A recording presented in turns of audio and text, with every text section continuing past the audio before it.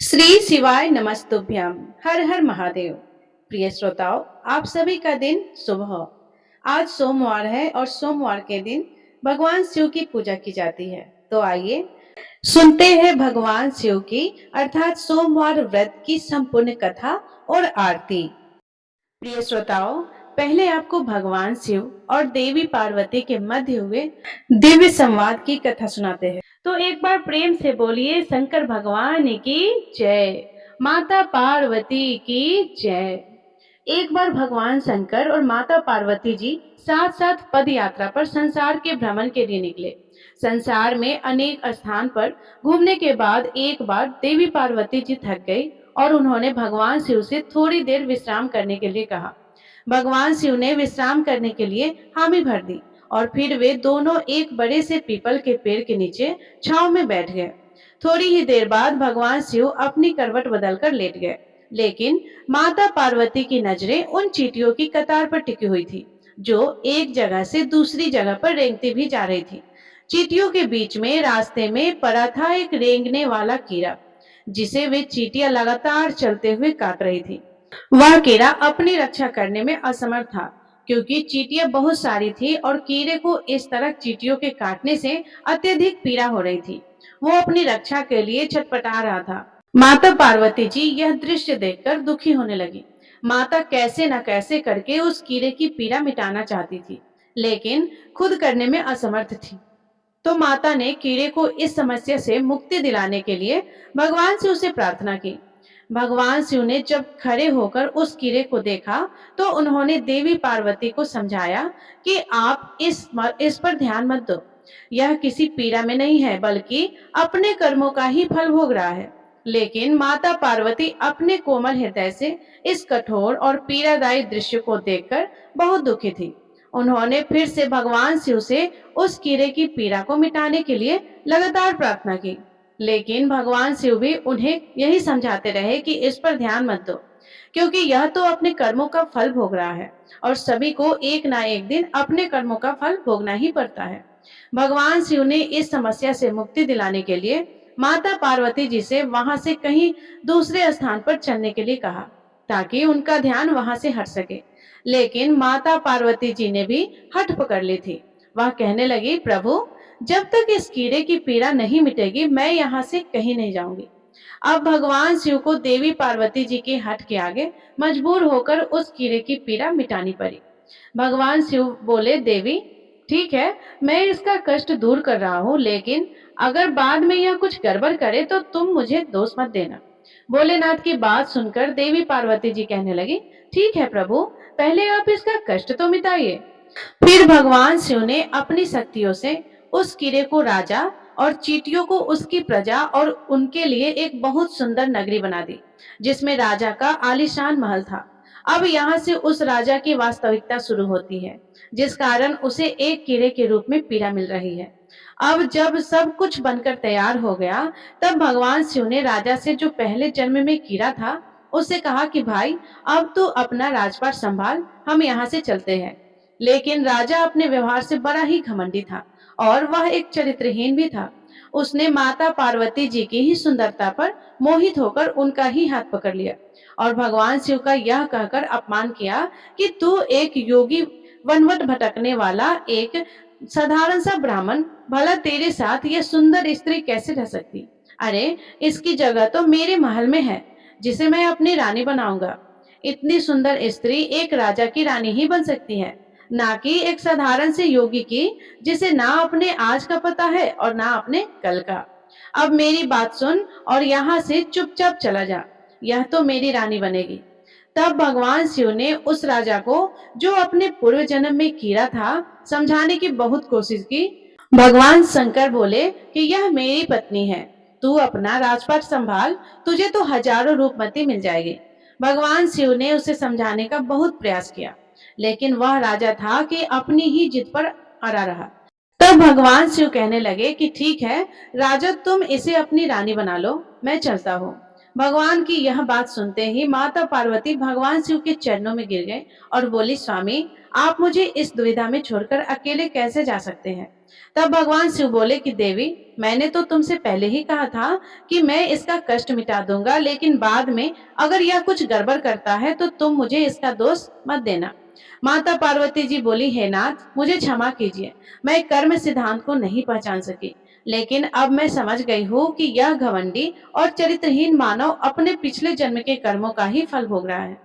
इस क्रूर मानव ने अवश्य अवश्य ही अपने जीवन में अनंत पाप किए होंगे, जिसका दंड इसे आज इस कीड़े के रूप में भुगतना पड़ रहा है। अब भगवान शिव प्रसन्न हुए कि चाहे देवी पार्वती ने हट करके ही इसका कष्ट मिटाना चाहा, परंतु अब वह कर्म सिद्धांत को समझ चुकी थी।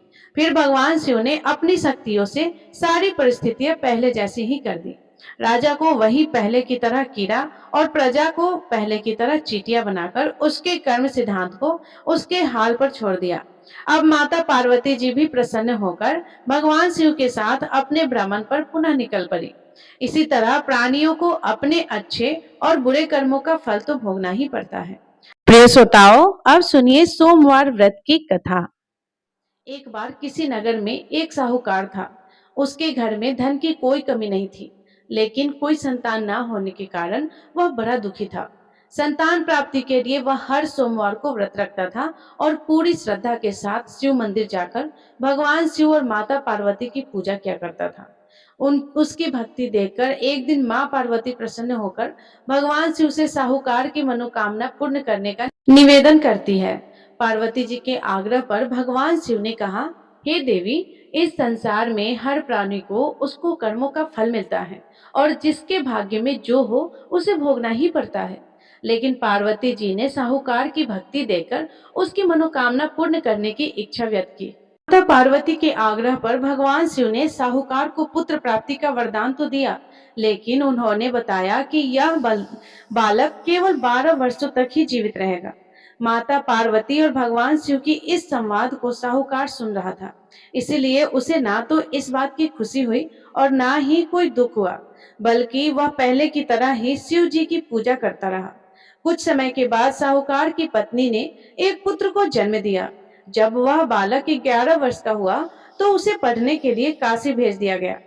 साहूकार ने पुत्र के मामा को बुलाकर उसे बहुत सारा धन देते हुए कहा कि तुम इस बालक को काशी विद्या पढ़ने के लिए लेकर जाओ। तुम लोग रास्ते में यज्ञ कराते जाना और ब्राह्मणों को भोजन दक्षिणा देते हुए जाना। दोनों मामा भांजे इसी तरह यज्ञ कराते और ब्राह्मणों को दान दक्षिणा देते काशी नगरी निकल पड़े। इस दौरान रात में एक नगर पड़ा जहां नगर के राजा की कन्या का विवाह था, लेकिन जिस राजकुमार से उसका विवाह होने वाला था वह एक आंख से काना था। राजकुमार के पिता ने अपने पुत्र के काना होने की बात को छुपाने के लिए सोचा कि क्यों ना उस साहूकार के पुत्र को दूल्हा बनाकर राजकुमारी से विवाह करा दूं और विवाह के बाद इसको धन देकर विदा कर दूंगा और राजकुमारी को अपने नगर ले जाऊंगा। लड़के को दूल्हे के वस्त्र पहनाकर राजकुमारी से विवाह करा दिया गया। साहूकार का पुत्र ईमानदार था, उसे यह बात सही नहीं लगी, इसलिए उसने अवसर पाकर राजकुमारी के दुपट्टे पर लिख दिया कि तुम्हारा विवाह तो मेरे साथ हुआ है, लेकिन जिस राजकुमार के संग तुम्हें भेजा जा रहा है वह एक आंख से काना है। मैं तो काशी विद्या पढ़ने जा रहा हूँ। जब राजकुमारी ने चुनरी पर लिखी बातें पढ़ी तो उसने अपने माता पिता को यह बात बताई। राजा ने अपनी पुत्री को विदा नहीं किया। फिर बारात वापस चली गई। दूसरी ओर साहूकार का पुत्र और उसका मामा काशी पहुंचे और वहां जाकर उन्होंने यज्ञ किया। जिस दिन साहूकार का पुत्र 12 वर्ष का हुआ उस दिन भी यज्ञ का आयोजन था। लड़के ने अपने मामा से कहा कि मेरी तबीयत कुछ ठीक नहीं है। मामा ने कहा कि तुम अंदर जाकर आराम कर लो। भगवान शिव के वरदान अनुसार कुछ ही देर में उस बालक के प्राण निकल गए। मृत भांजे को देखकर उसके मामा ने विलाप करना शुरू कर दिया। संयोगवश उसी समय भगवान शिव और माता पार्वती उधर से जा रहे थे। पार्वती जी ने भोलेनाथ से कहा, स्वामी, मुझे इसके रोने का स्वर सहन नहीं हो रहा है, आप कृपया इस व्यक्ति के कष्ट को अवश्य दूर कीजिए। जब भगवान शिव मृत बालक के समीप गए तो वह बोले कि यह उसी साहूकार का पुत्र है जिसे मैंने 12 वर्षों की आयु का वरदान दिया था। अब आज इसकी आयु पूरी हो चुकी है। लेकिन मातृभाव से विभोर माता पार्वती जी कहने लगी, हे महादेव, आप इस बालक को और आयु देने की कृपा करें। नहीं तो इसके वियोग में इसके माता पिता भी तड़प तड़प कर मर जाएंगे। माता पार्वती के पुनः आग्रह पर भगवान शिव ने उस लड़के को जीवित होने का वरदान दिया। शिव जी की कृपा से वह लड़का जीवित हो गया। शिक्षा पूरी करके लड़का मामा के साथ अपने नगर की ओर वापस चल पड़ा। दोनों चलते हुए उसी नगर में पहुंचे जहां उसका विवाह हुआ था। उस नगर में भी उन्होंने यज्ञ का आयोजन किया। उस लड़के के ससुर ने उसे पहचान लिया और महल में ले जाकर उसकी खूब आओ भगत की और अपनी पुत्री को धूमधाम से विदा कर दिया। इधर साहूकार और उसकी पत्नी भूखे प्यासे रहकर अपने बेटे की प्रतीक्षा कर रहे थे। उन्होंने प्रण कर रखा था कि अगर उन्हें अपने बेटे की मृत्यु का समाचार मिला तो वह भी प्राण त्याग देंगे। परंतु अपने बेटे की जीवित होने का समाचार पाकर वे बेहद प्रसन्न हुए। उसी रात भगवान शिव ने साहूकार के स्वप्न में आकर कहा, हे श्रेष्ठी, मैंने तेरे सोमवार के व्रत करने और व्रत कथा सुनने से प्रसन्न होकर तेरे पुत्र को लंबी आयु प्रदान की है। इसी प्रकार प्रिय भक्तों, इस पावन सोमवार व्रत कथा के श्रवण का पुण्य फल आपके जीवन में भी सुख, शांति और समृद्धि का संचार करे। भोलेनाथ की कृपा से आप सभी के सारे दुख दूर हो, मनोकामनाएं पूर्ण हो और हर कदम पर शिव जी का आशीर्वाद सदैव साथ बना रहे। शिव कथा का श्रवण मात्र से कल्याण संभव है। हे महादेव, हे माँ पार्वती, जैसे आपने उस साहूकार के बेटे को लंबी आयु दीर्घायु कर दिया, वैसे ही इस कथा को सुनने, कहने और हुंकार भरने वाले सारे भक्तों को सारी मनोकामनाओं को पूर्ण करना और हमेशा कष्टों से दूर रखना। तो प्रेम से बोलिए शंकर भगवान की जय, माता पार्वती की जय। तो प्रिय श्रोताओ, ये थी सोमवार व्रत की संपूर्ण कथा। अब सुनिए सोमवार व्रत की आरती, शंकर भगवान की आरती। ओम जय शिव ओमकारा, स्वामी जय शिव ओमकारा, ब्रह्मा विष्णु सदा शिव, ब्रह्मा विष्णु सदा शिव, अर्धांगी धारा। ओम जय शिव ओमकारा, एकानन चतुरानन पंचानन राजे, स्वामी पंचानन राजे। हंसासन गरुड़ासन, हंसासन गरुड़ासन, वृषवाहन साजे। ओम जय शिव ओमकारा, दो भुज चार चतुर्भुज, दस भुज अति सोहे, स्वामी दस भुज अति सोहे। त्रिगुण रूप निरखता, त्रिभुवन जन मोहे। ओम जय शिव ओमकारा, अक्षमाला वनमाला, मुंडमाला धारी, स्वामी मुंडमाला धारी। चंदन मृग मद सोहे, चंदन मृग मद सोहे, भोले शशिधारी। ओम जय शिव ओमकारा, श्वेतांबर पीतांबर, बाघांबर अंगे, स्वामी बाघांबर अंगे।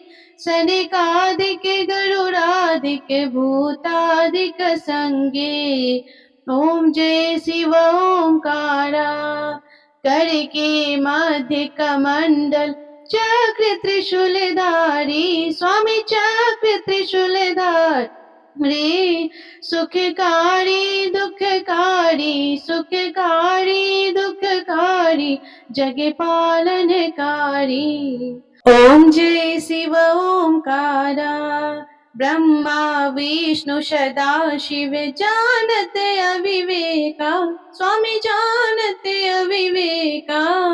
प्रणवांछर में शोभित ये तीनों एका। ओम जय शिव ओमकारा, त्रिगुण स्वामी जी की आरती, जो कोई नर गावे, स्वामी जो कोई नर गावे। कहत शिवानंद स्वामी, कहत शिवानंद स्वामी, भू सुख संपत्ति पावे। ओम जय शिव ओमकारा, ओम जय शिव ओमकारा, स्वामी जय शिव ओमकारा। ब्रह्मा विष्णु सदा शिव, ब्रह्मा विष्णु सदा शिव, अर्धांगी धारा, ओम जय शिव ओमकारा। सभी प्रेम से बोलिए शंकर भगवान की जय, माता पार्वती की जय, विघ्नहर्ता गणपति बप्पा की जय। तो प्रिय श्रोताओ, ये थी सोमवार व्रत की संपूर्ण कथा।